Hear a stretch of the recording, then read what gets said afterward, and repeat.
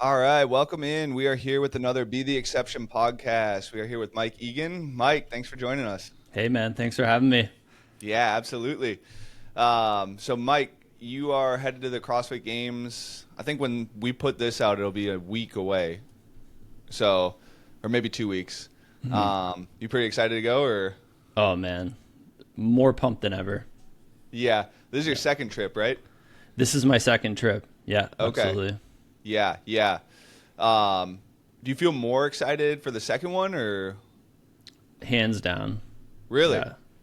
Yeah, definitely. I know the first experience is just kind of getting your feet wet, but I actually feel a lot more prepared this time around. Yeah, yeah. Like physically, mentally, just like know what's going on, or Yeah, both. I mean, that was the first weekend I had ever done, around 10 events. So that was yeah, by far the most voluminous, intense weekend. And just getting through that unscathed was a big win first year. Now it's, bringing actual additional fitness gains. yeah, yeah, yeah. They had a lot of events for you guys last year. Oh my That God. was a seemed like a pretty big beatdown. Yeah, we started with that lunge event that just destroyed everyone's legs. I really hope this year they don't start with something that just wrecks the weekend. Yeah, right, right. Oh So man. there's an uphill battle all weekend.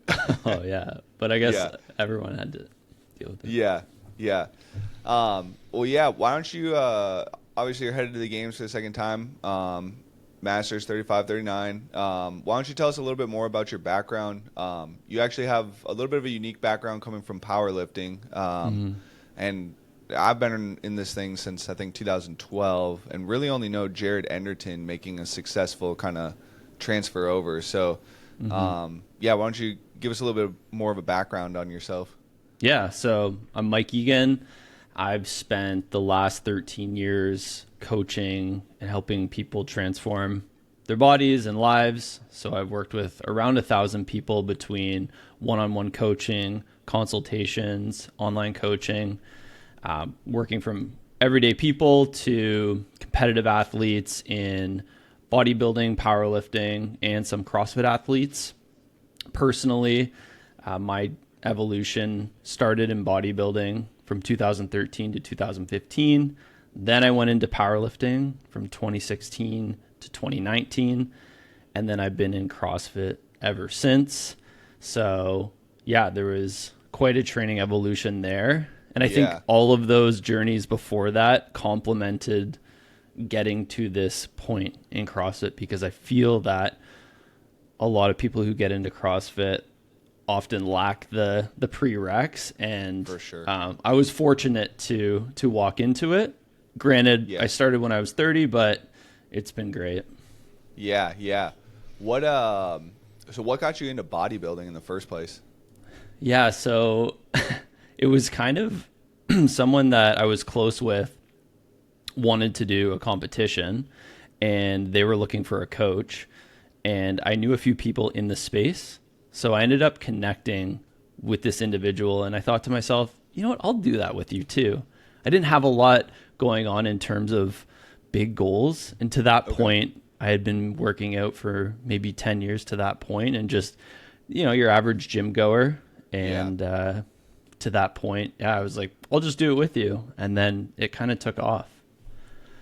Okay. And so did you end up doing a show, or? Oh, yeah. Yeah, I Yeah. did. Yeah, I did about, yeah, around 3 seasons worth, maybe Okay. 8 competitions. Okay. Yeah. Dang, that's a lot. Yeah, man. It's Yeah, a lot I of was. caloric deficit.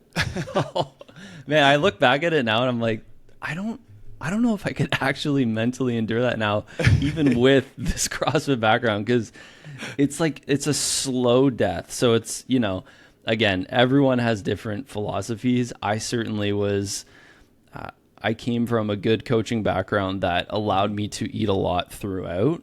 But the Okay. preps were 6 months in duration. So it was more of that mental drain than it was. I mean, it was physical too, but not Yeah. until the end. Okay. So how long were you guys cuts then? Well, we did a slow 6 month cut. Like it was Oh, I see. yeah. So I would, spend X amount of months getting my calories at the time to say 3,500. And that Okay. was fairly sedentary overall. I mean, I was doing some stair climber and Yeah. whatnot, but it was mostly just resistance focused with recovery. Okay. And then, yeah. And then from there would just slowly taper off. Gotcha. Okay. Okay. That makes sense. Yeah. Yeah. So then you went to a sport where it's like hypocaloric, Yeah. basically. No more cardio. Or at least in my mind, it was like, yeah, no more cardio, no more stair Yeah. climbers. Let's Yeah, just lift yeah. heavy. Yeah. So what caused that transition then? Or Yeah. how did that take place? Yeah, a lot of the different parts of the training evolution was just you get kind of sick of it. I would say because in powerlifting, going from bodybuilding to powerlifting, you're doing a lot of the same routines. And we know that boring matters, but I just felt like the spark wasn't really there anymore. And let's be honest, I wasn't really that great anyway. I mean, Yeah. it's like, it's a very subjective sport. Yeah. And, genetics really determine a lot of the top end of these sports. You do work hard, but I did find that was kind of my limiting factor. And yeah, it was time to move on. Yeah. So how did you settle on powerlifting then? Well, I loved doing a lot of the compound lifts. I think that's what helped me be successful in the more physique competitions, was because I was lifting heavy. So my body responded quite well to it. And Okay. yeah, I think that strong athletes will have better physiques versus Yeah. So kind of the Ronnie Coleman methodology. yeah, I basically looked like Ronnie Coleman. Hell yeah. Not even sick. close. Yeah. Okay. So was it, did you have pretty high numbers then, since you were training a little bit more strength heading into powerlifting, or was it a pretty big build that you had to go through?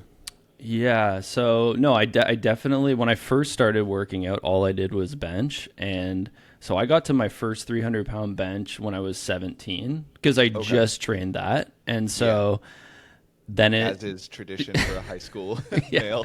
yeah, any males listening, if you didn't follow this path, you did it wrong. Yeah, right. So, and then when I got into bodybuilding, of course, showing your legs is mandatory, and getting into more of a compound focus for squats and deadlifts, was able to build those numbers up respectfully. And then once I got into that space, as I do most spaces, is all right, who's the top guy in my weight class? And so I'm from Waterloo, Ontario, Canada. And so not a massive space, but quite competitive. And so, yeah, I just found the top guy. What's he doing? And connected with him. And then that was kind of like my ceiling to push towards. And Okay. So, Yeah. So basically just chasing whoever the top guy was in your weight class. yeah. In the area. While respecting that, of course, my response to trainings could be completely different. Yeah. There's just that additional motivation was nice. Yeah, for sure. So he was in your area. Were you guys like training partners then, or was it just like?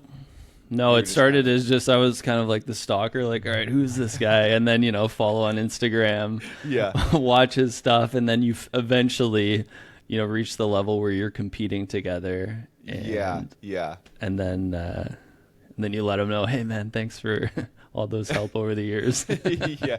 You're like, fuck. Who the fuck is this guy? Yeah. That's funny.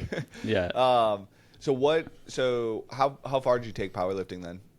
So I reached a national level in Canada, but I would say that my total, it was okay. It wasn't super competitive. Again, Yeah. to some people it was really good. It was not podium or worlds level.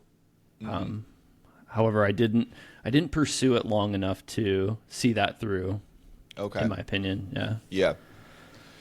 You just kind of, was it same thing as bodybuilding? Just kind of got bored with it, or? Yeah, I feel like I had a few lifts that I really wanted to check off. So Yeah. I don't know. Have you heard of the Rogue Ohio deadlift bar? It's like super whippy. It's like a pool noodle. Yeah. You ever use one? I've never used one, but Yeah. that was the first 1,000-pound deadlift was on that, right? Yeah. Yeah. Yeah. And let me tell you, man, those things work. Like you're going to Yeah. put another 50 pounds on every deadlift that you do. Really? So my first goal was to get a 700-pound deadlift Okay. in the gym and also in competition. I Okay. achieved it on a Rogue Ohio stiff bar. Yeah. I did a pause, single, deadlift, sumo, so probably doesn't even count to most. But that was one of the numbers. So I was like, I feel like I've gotten quite far. I had a great coach at the time.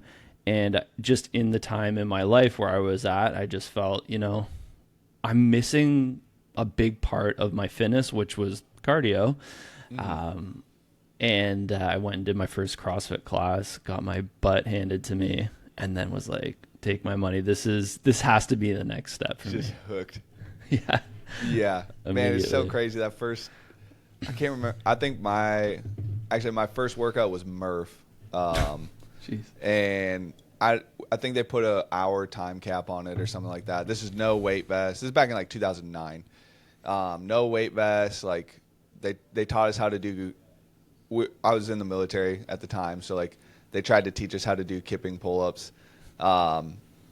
Didn't successfully work, so I tried to strict all of them, obviously. Of course. But like I actually hated it because you just got your ass handed to you. And I don't think I touched it for another 2 years. But when I came back to it, that first workout back, it was just like light bulb clicked. I was like, yes, this is it. So it's just kind of cool that that happens for so many people in CrossFit. Oh yeah. It's super addicting. And I feel there's a certain personality type that certainly fits the competitive CrossFit athlete. And I have undiagnosed ADHD, but I'm pretty sure that, helped me. Oh, you can do 1,000 movements at the highest intensity? Yeah, sign me up. Everything is CrossFit? I started going at 5 a.m. Like, excuse me? I mean, that is not Totally. a part of me. So, yeah, I mean, that was kind of the first step into that after completing what I felt was a successful, I don't call it like the end of a career. It's just that this was the new thing. And I guess to kind of back this up, to give you just more clarity on all of this, a big part of this was I would never make my client do something that I wouldn't do. So I wanted to go and experience all of these things so that I could bring the best coaching and learn along the way. Okay. So it was like you were kind of following like N=1, and I can kind of like pass that off to all my clients. That knowledge base at least gives me some semblance of platform to kind of teach them off of. Yeah, for sure. And yeah, it helps. Yeah, it helps the whole experience. Having knowledge is very important. Having the experience as well adds a little cherry on top, for sure. For sure. Yeah. So when did you find out that you wanted to like get competitive in CrossFit?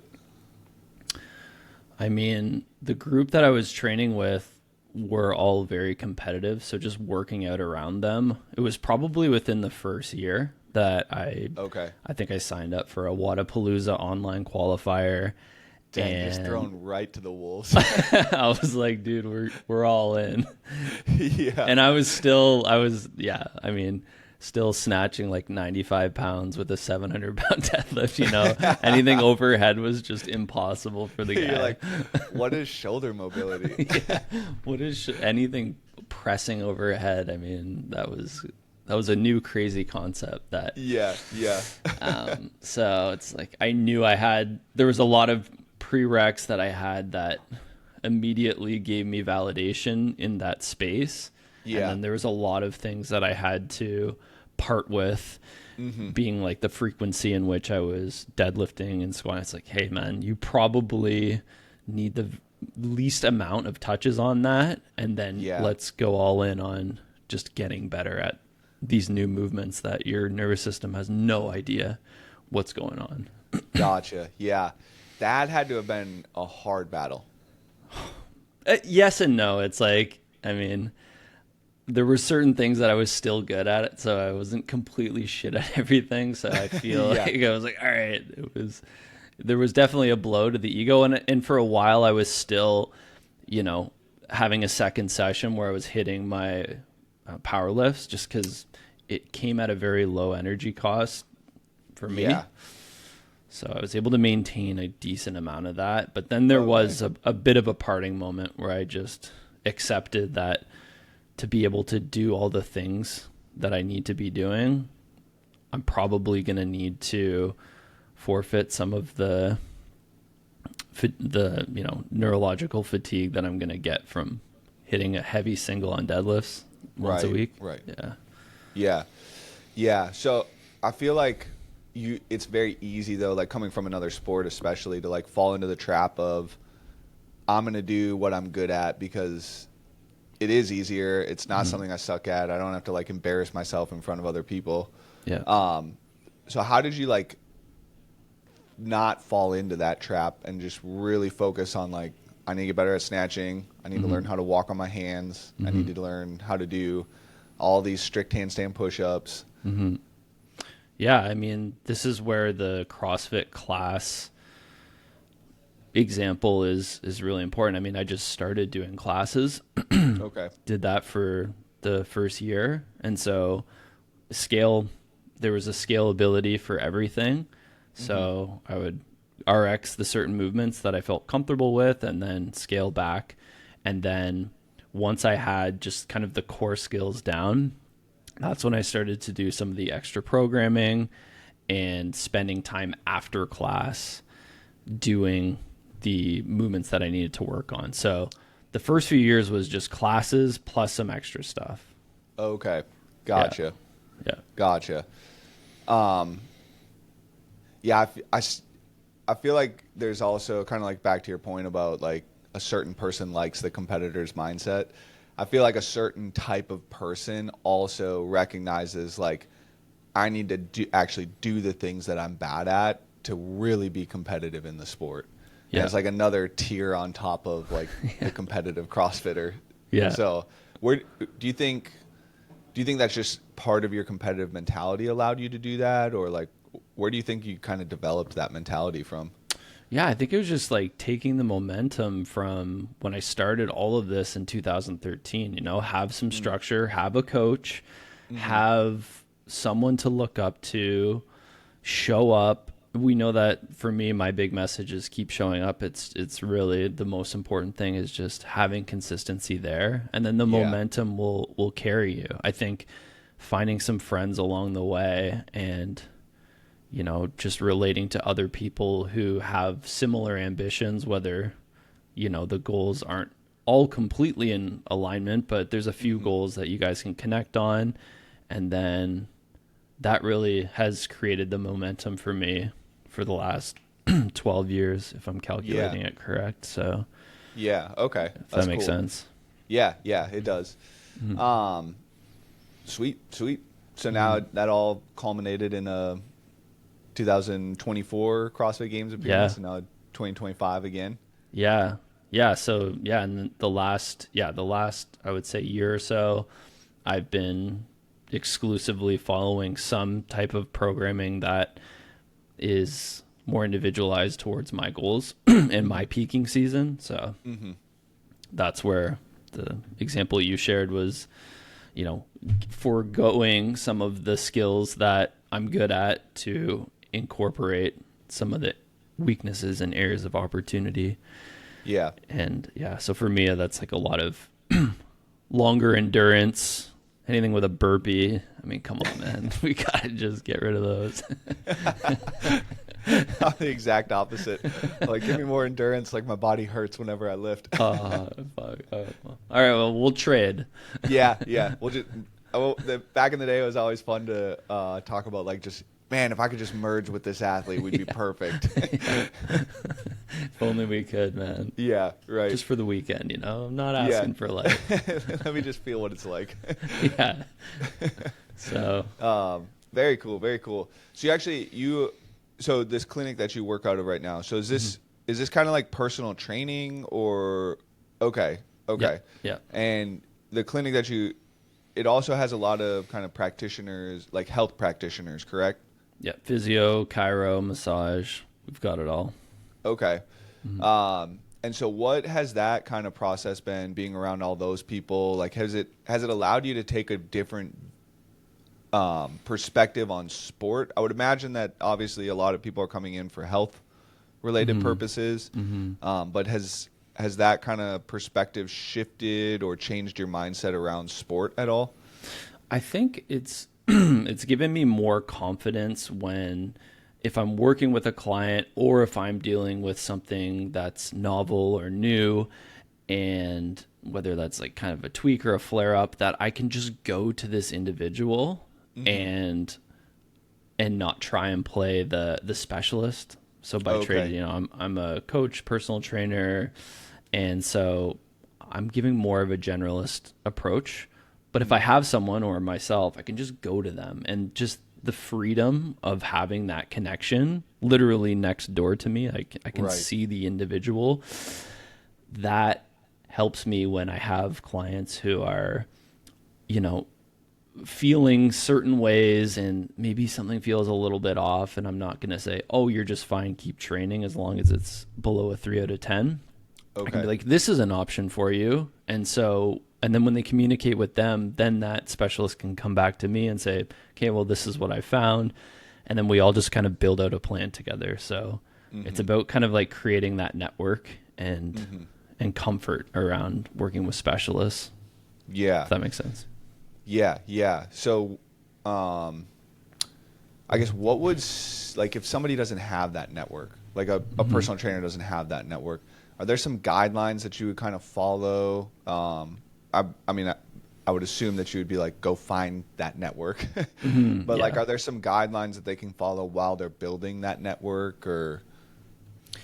Yeah, no, that's a good question. I think, of course, the context of the situation matters the most, but in session, I like to build as much confidence within the people as possible, because there's a lot of fear-based narratives out there. Right? Anytime you pick up your phone, you know, here's a bulletproof strategy for your back or something of that nature. And right. And so it creates a lot of fear around pain. And usually it's having that core conversation with the individual. What are they experiencing?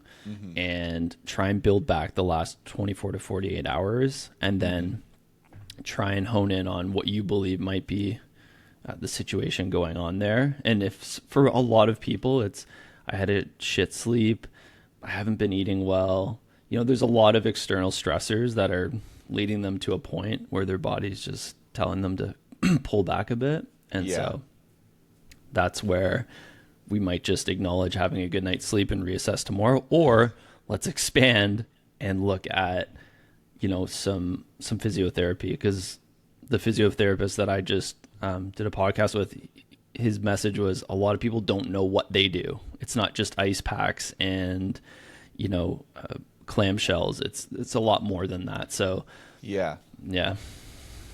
Sometimes it's like pulling teeth to get some of my clients to go in and see somebody. Like, it's like, yo, look, I've spent 15 years beating up my body, like, and I was very tweak prone. Like, you have to go in and do some of this stuff, and it's not, maybe you don't find the right person right away. I think different healers work better with different people, and different therapies work better for different injuries. So it's like you kind of have to build a massive network, which is cool that you guys have all these different people inside of your one facility.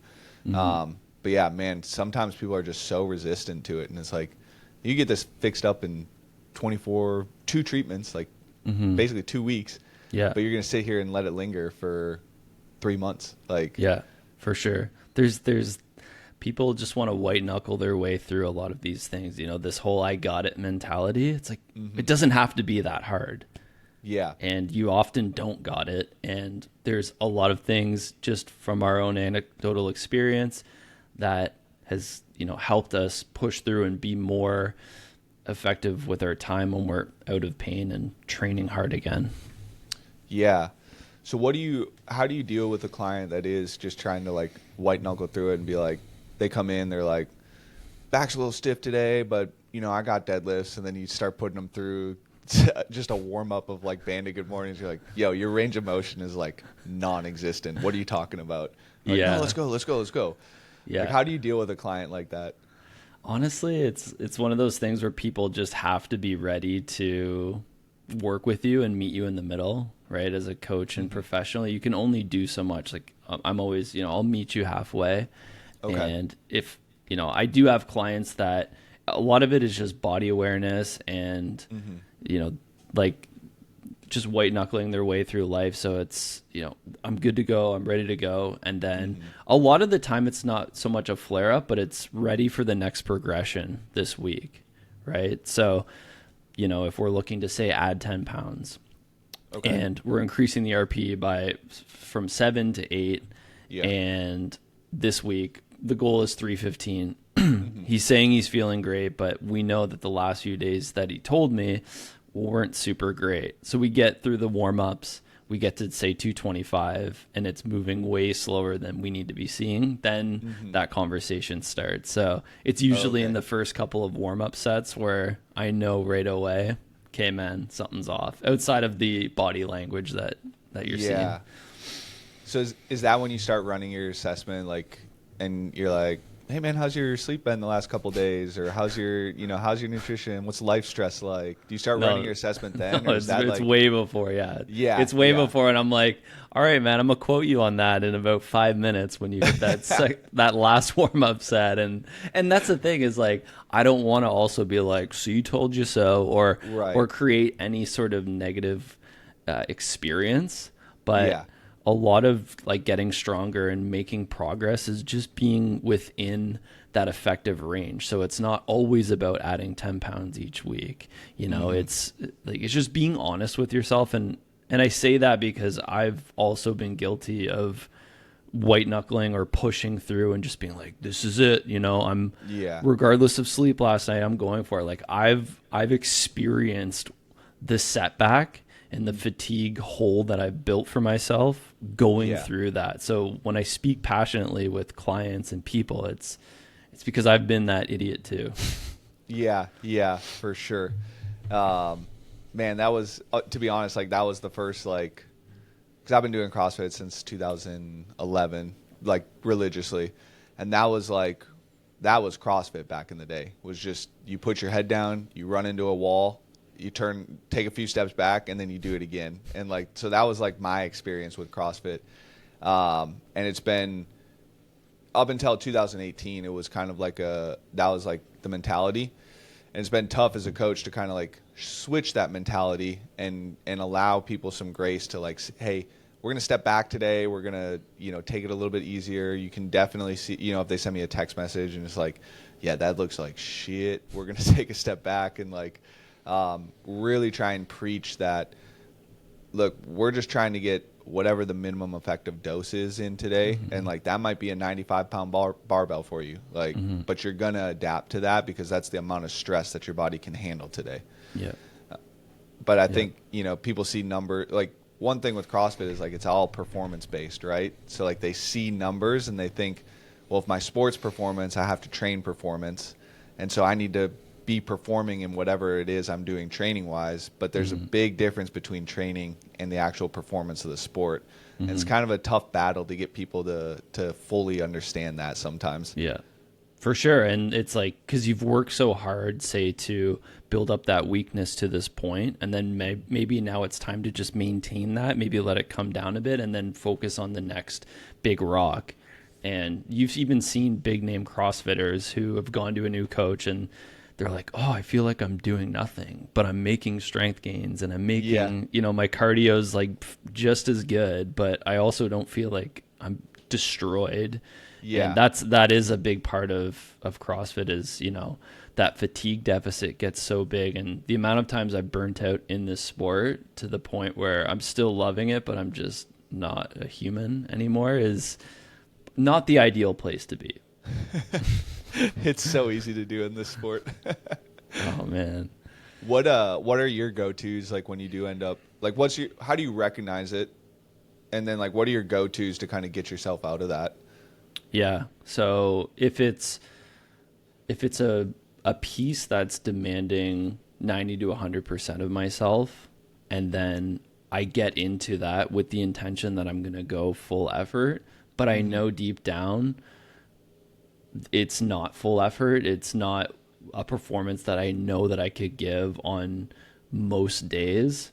Is when it's a quick, I mean, usually I'll get through the piece because like you said before, it's just getting through the minimum effective stress for the day and then just keeping that rhythm and then move on.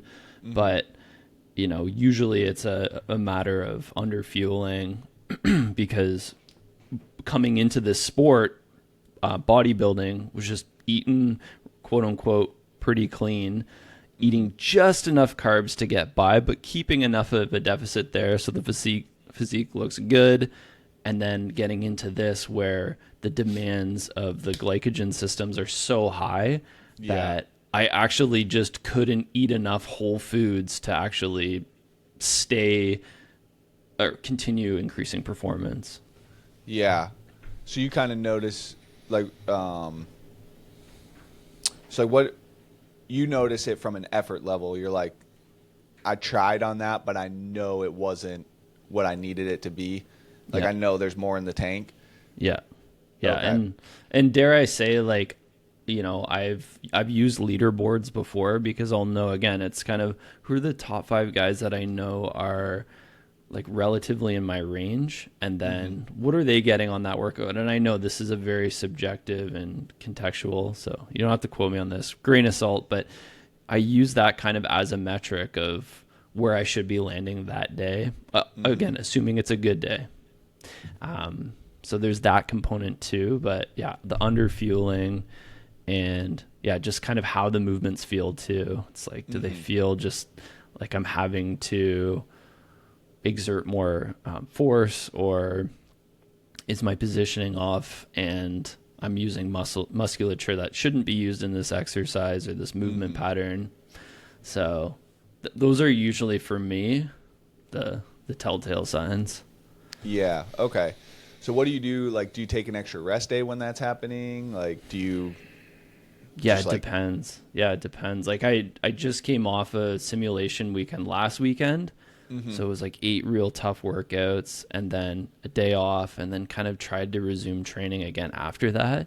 And I just feel the residual effect of that needed more rest. So I opted in for just more of a low intensity, quote unquote, zone 2 day, and just got blood flow to the region, kept it under like any lactate buildup, and then just let time pass. Yeah, sometimes you just got to let time pass, but depending on your schedule, like I've got, less than 20 days out, so I'm trying to maximize without being stupid and disrespecting my body.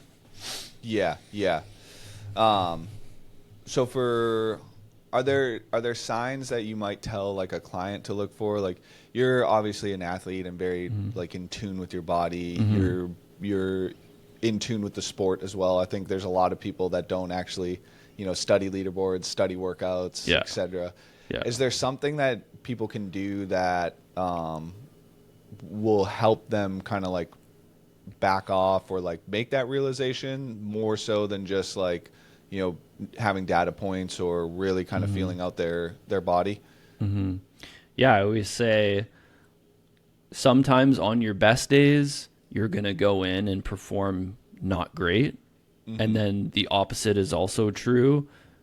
Even on just the occasional bad night's sleep, you can go in and have the best session ever. So my rule is get in, start moving and warming up as you normally would, regardless of how you're mentally thinking things are going, and then be honest with your build up set. So say you're doing squats that day, build up to say your last warm up. And once you get over a certain percentage, say 70%, like you're going to have a pretty good idea of how things are going to go that day.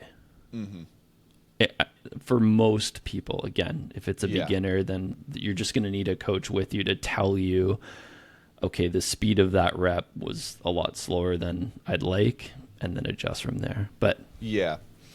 Have you done any velocity meter training, or what's the thing that you attach to the barbell? I know what you're talking about. Right? Yeah, no, I think that's what it's like, a velocimeter or whatever. Yeah. Have you ever done any training with that, or?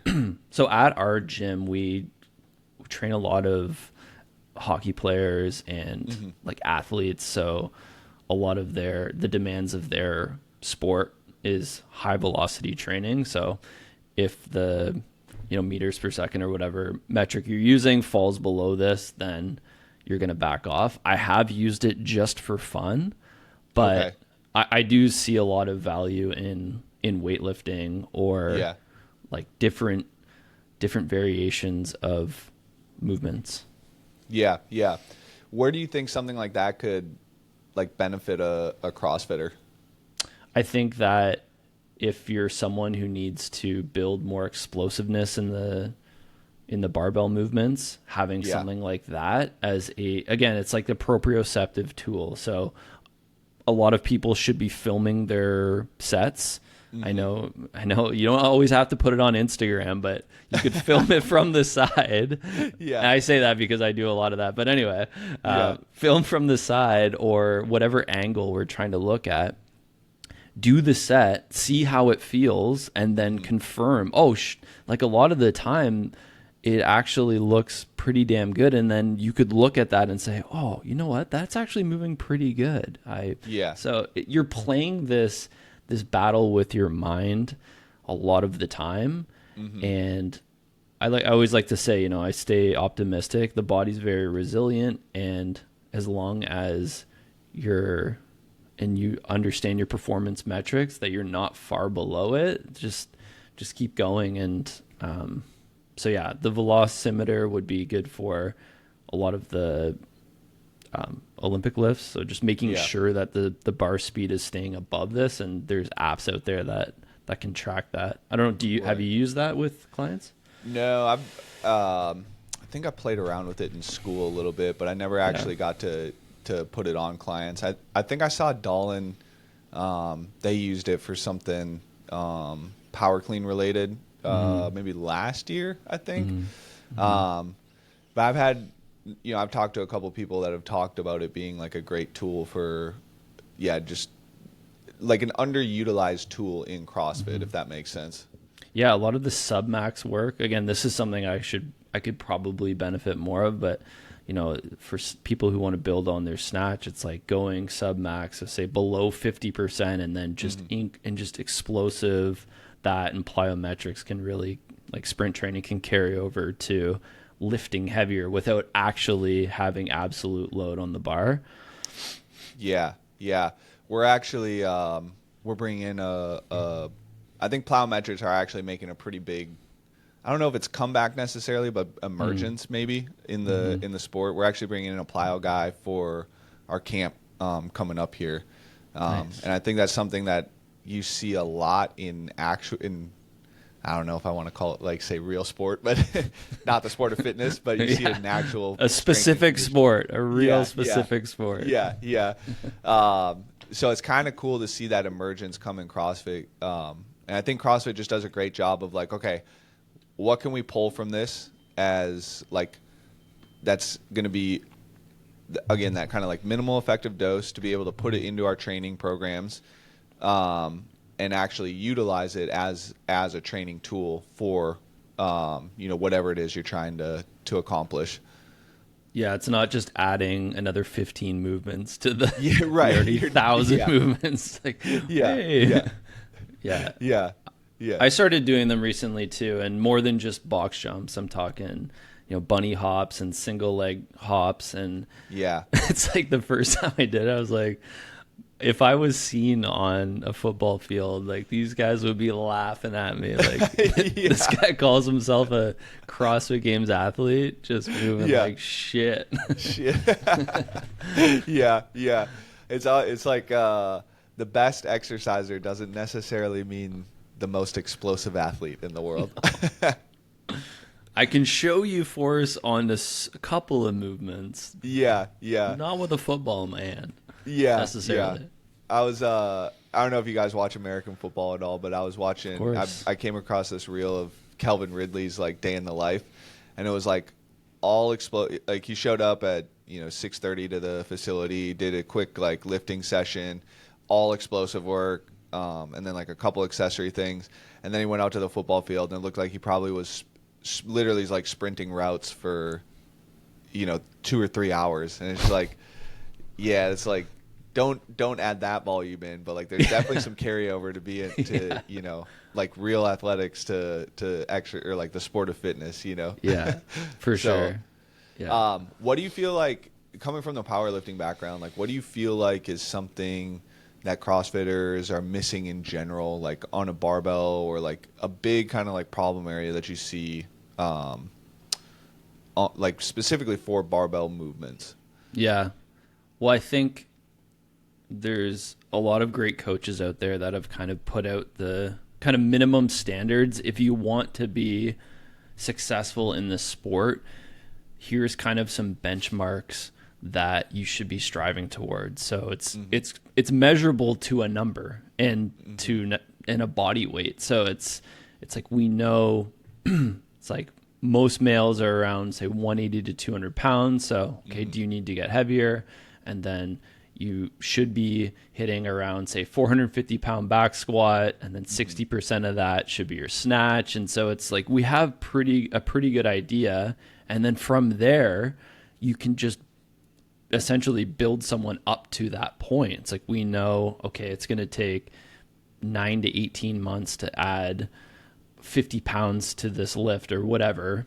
And then, so what do we need to do with your competition season, and what do we need to dial back? So I think for most people, it's doing less of the high intensity training, and then allowing them the space and time to make strength gains, because building your VO2 max, building up your VO2 max or your conditioning takes far less time than it is to build strength.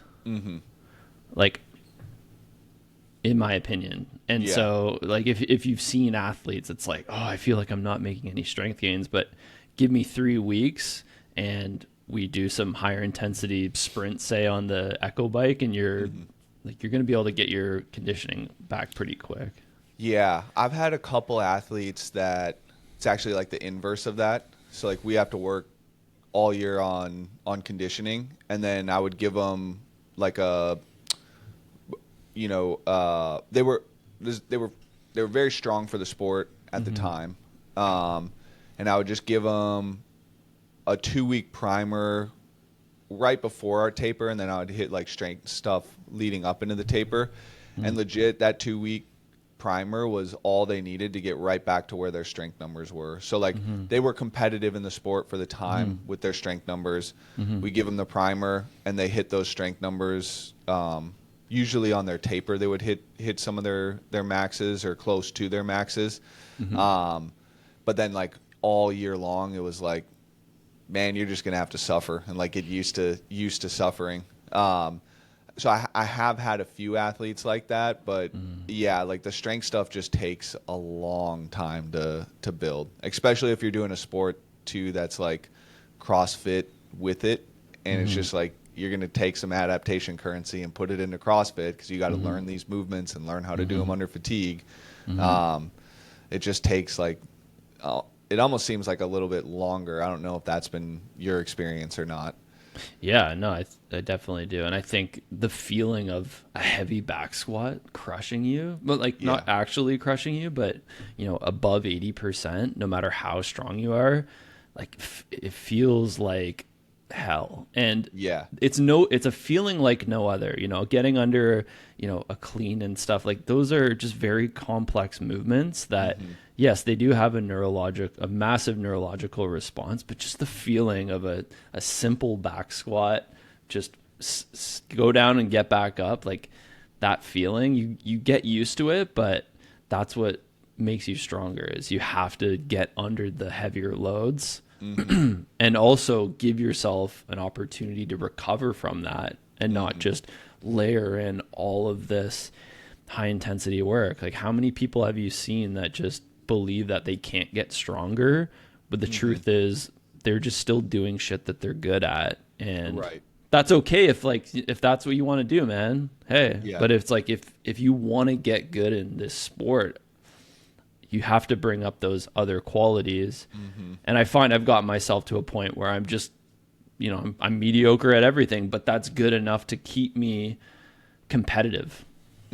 Yeah. I mean, in some sense too, like the sport is like mediocrity, right? Like, the be sport the best of mediocrity athlete at everything. It's true.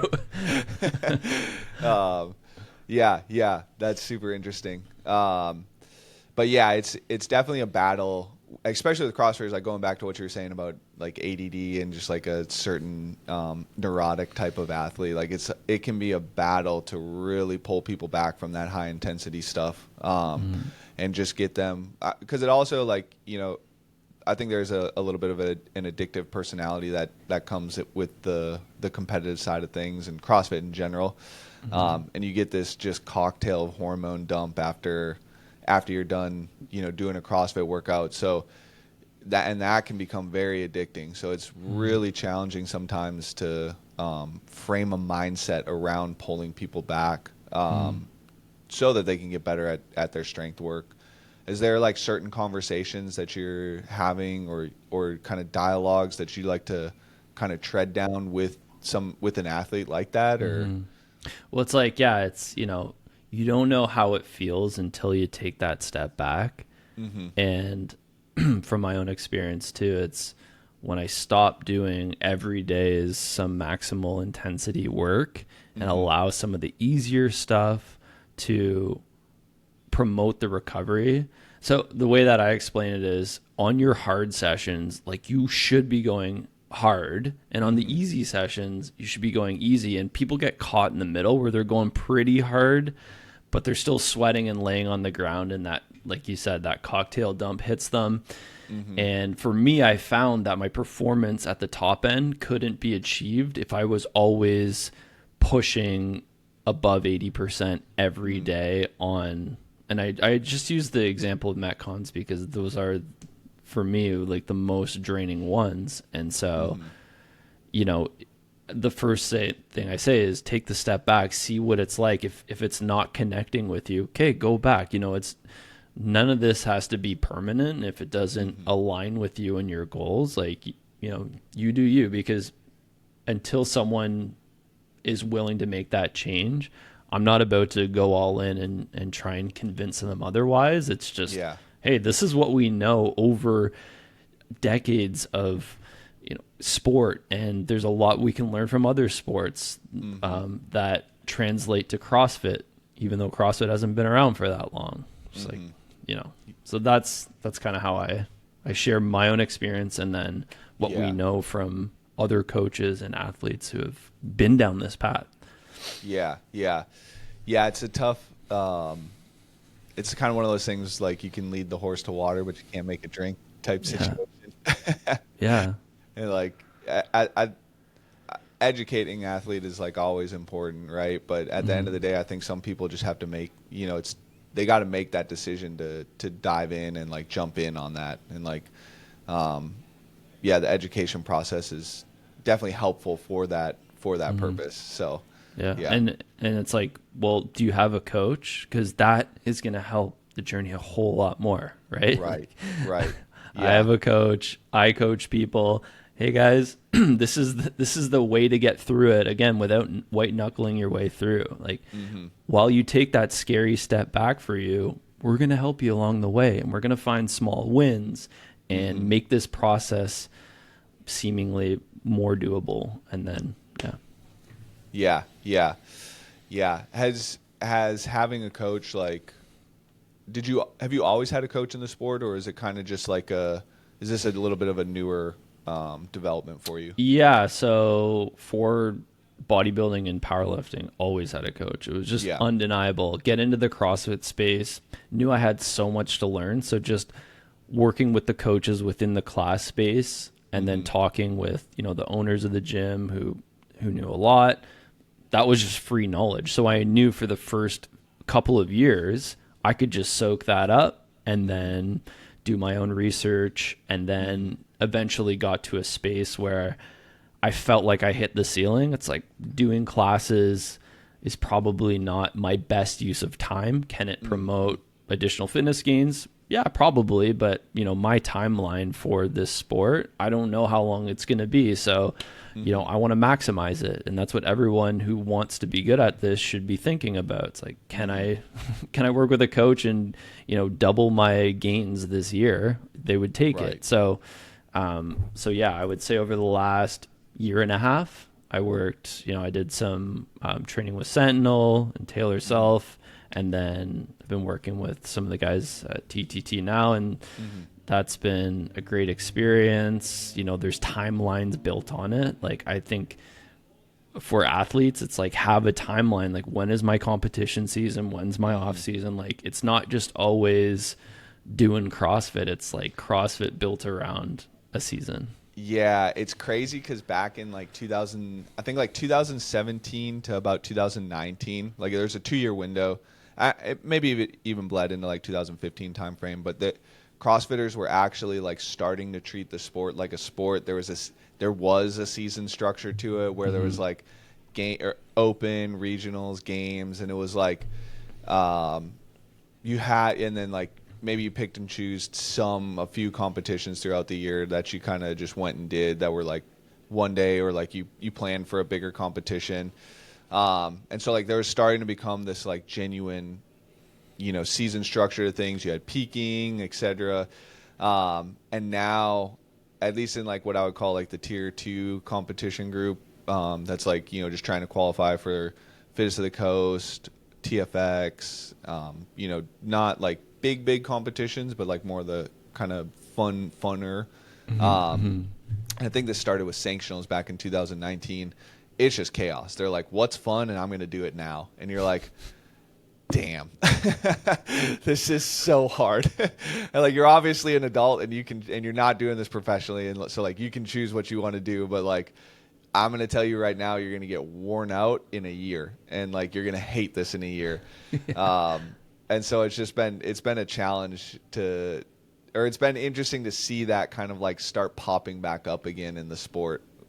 So Yeah, I think people, like, when they first get into it, like for me, I had a decent amount of competition IQ being on a bodybuilding stage and in a powerlifting format. I think it's really good experience early on when you have the skills and you're in the right divisions. hmm. Um, Acknowledging that there is that fatigue cost, but building up that community and just building up that support system, similar to the analogy of the physios that we used earlier, and then actually go into a proper training block, Hmm. not just Yeah. compete, Yeah. 10 times a year. It's like, all Yeah. right, man, like, we're just like, you're just spinning your tires at this point. It's fun, Yeah. but again, it's back to that dopamine dump you talked about. Yeah, dopamine dump, and just like I think like CrossFit competitions in general are um, similar to like a festival or like a concert experience where it is like a super fun weekend, and like you ride this crazy high for the weekend, and that can become, some people just crave that as a personality wise, but like unlike a festival where maybe you get lack of sleep and you can sleep it off in a day or two, or like catch back up in a day or two. Like you're doing something extremely physically demanding, on top of probably losing sleep because your cortisol and like epinephrine levels are running throughout the course of the night. So like you got to double up on recovery relative to somebody else that goes to just a music festival or something like Hmm. that. Hmm. And I think there's just this unawareness of like, hey, your hormonal system has to recover from this, not just your body. So true. Yeah, it's a painful process to explain. Yeah. And so it's just like it's a weird battle to fight with people sometimes in regards to like competitions and getting them to just like chill out afterwards. But I think sometimes people will see it takes them like a competition or two to like actually see like, oh, I do need to kind of chill out after this, or like they do get to that burnout stage and they're like, all right, what's going on right now? It's like, all right, well, let's dial the wheel back a little bit and be like, and like, you're kind of burnt out right now. Let's take a few steps back and actually get you healthy again. So in powerlifting, a sport that's been around for 100 years, people are competing once or twice a year when they get to a certain point of their skill, and they're maxing out once or twice a year. And so again, I've been guilty of all of the things that you mentioned. I just think it's important to recognize that in a lot of other sports that have been established for much longer, the mentality of the athlete is, okay, well, this guy only competes twice a year. Like for you, I know there's a lot of skills to sharpen, and I know the format of CrossFit, especially from like an individual training standpoint, is like, how do I know where I'm at? Like, how many times a year do you feel like competing for higher level athletes is? Because right now I haven't competed in a year. I've done some, simulations in the gym, which were very taxing and dosing, but do you have like a recommendation for people? In regards to like just figuring out like how many times a year do you feel like top, like just to stay sharp? Like, do you think that there is, like, do you think some people could just say at a games level, just compete once a year? Or do you feel like just throwing another one in there could be good depending on the structure? Yeah. I think there's like, just with the way the sport's set up, like there's always, especially for like masters athletes now, like everything for you is online pretty much. So like your season is, open, semifinals, games.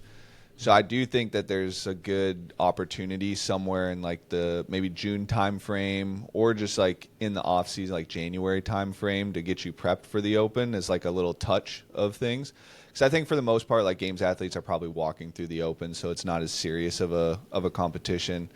So like I think in that January time frame is probably a good like, hey, let's just see where you're at, get a little bit of a peak going, but then we're also going to keep you peaked for semis and games if it's, if you make it there. So I think there's definitely some room. When I was competing, I did open, regionals. If we qualified for the games, I would do the games. Then I would do Granite Games in the fall, RIP. So I did the open was a little bit more stressful. And that was never like my jam. Regionals obviously was pretty stressful. And then games, if we qualified, was, pretty challenging. And then Granite Games was always like my individual competition for the year, because I was competing team on the other three. So I think it's Tudor De Papa is the South African guy. And he wrote that book, Periodization, if you've looked at that. There's usually in sport, you'll have like those 2 peaking periods that you talked about. But sometimes you can even get up into a 3 peaking period. He has like an example of a three peak period in that book as well. So I think there's definitely like a will and a way, if that makes sense. And, there's, I do think live competition is super important to get touches on too. But one thing we try and do is run the same workout with everybody on one day a week, just so we kind of like, as a coach, I can see where you're at relative to, some other high level athletes. And then you can also compare scores to other people to kind of see where you're at. Cause that was one thing that I experienced coming from a blog to an individual coach, was like, you have instant feedback almost every single day. People are in comments, like commenting their workouts. You're getting times from people. There's a leaderboard, etc. And then you go to an individual coach and you're kind of like, ooh, I'm a little bit lost like on where I'm at right now. But even when I was competing, we would do Saturday workouts. And we had some really good girls and some pretty good guys. So that was kind of like a little bit of a test every Saturday to kind of check in and see where you're at. So I don't know if that answered the question. I was kind of rambling, but yeah, well, that just feels good enough. Yeah, I do some throwdown stuff too, and that is usually a good weekly test to kind of see where I'm at. Yeah. You hit a weekly test as well, or TTT throwdown? Yeah. Yeah. Right on. Every week.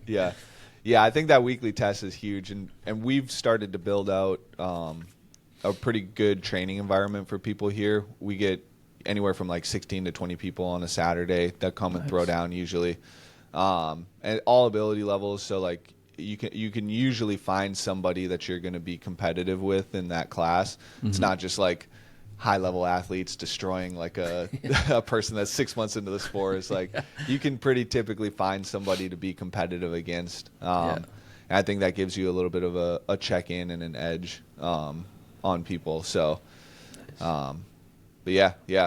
You think you're gonna hit up another competition this year, or just ride? Yeah, that was the thing. I was used to, as the CrossFit style is, to over compete and under respect training blocks, and so this is the first like couple of years that I've competed much less. Actually, zero since last year's Masters Games. Totally okay with it. Just I do see, well, of course, we've got the World Fitness Project. There's a lot of other areas that people can hop into now, which is tempting, but I feel, you probably could get away with weekly throwdowns to just kind of see where you're at, and then compete when it matters for you, wherever you're at. Yeah. I do think there is an element to like learning how to compete in a CrossFit competition as well. I think there's a lot of people that come into the sport having legit no idea how to compete, and really this is like their first competition experience. And for some of those people, I do think it is important to go to more competitions, but maybe not like the 2 or 3 day comps. Like try and find your local 1 day comps and go to a lot of those, like one every 2 months or something like that, because there's a lot you can gain and learn from going to those that you can go then and apply to a 3 day competition or 2 day competition or whatever it might be. Without it having those crazy costing, fatiguing effects. If it's just 1 day, it's like 1 day, and like it might, the intensity is obviously going to be a little bit higher, but if you're coming and training with a training group on Saturday, it's probably close to the same amount of volume. You're probably getting close to that same amount of intensity. So it's just a training session, but you add in all the external factors of like a crowd, other competitors starting at genuinely the same time as you, same floor formats, like 4 tight time capped pieces, like all the little things about competition that you kind of have to learn, how to speed up your transitions better, if you're facing some equipment adversity or something like that. It's all the little things that you can learn at the competition that, like, even though you tried the best you can in the gym, it's not going to simulate the same experience. Yeah. Agree. So, but yeah, I don't know. You want to touch on anything else here, or? No, man. I think we went over a lot of interesting areas of everything, competition and CrossFit and people related. Yeah, a little bit of a undiagnosed ADHD podcast. Yeah, exactly. Yeah, I'm gonna send this to my doctor and get my prescription right away. Give me my meth. Yeah. So I can do more CrossFit. Yeah. Well, sweet, Mike. How do people find you on Instagram? Follow your journey. Get a hold of you. Yeah, Mike_E23 on Instagram, and that should be a good starting point. I have some other links there. Sweet. Yeah, is 23 homage to the greatest of all time? That's me. No, ironically, my birth date is the 23rd. I grew up. My house was the 23rd. And what? was a bit of a fan of the MJ, you know? Yeah. That's crazy. So. Right on. And that was actually all that was available for Instagram, so we took it, man. Yeah, right. That's sweet. Yeah. That's awesome. Well, thanks for listening, guys. Make sure you guys follow Mike over at the Legends CrossFit Games here. And, if you haven't liked and subscribed, and we'll catch you guys next time.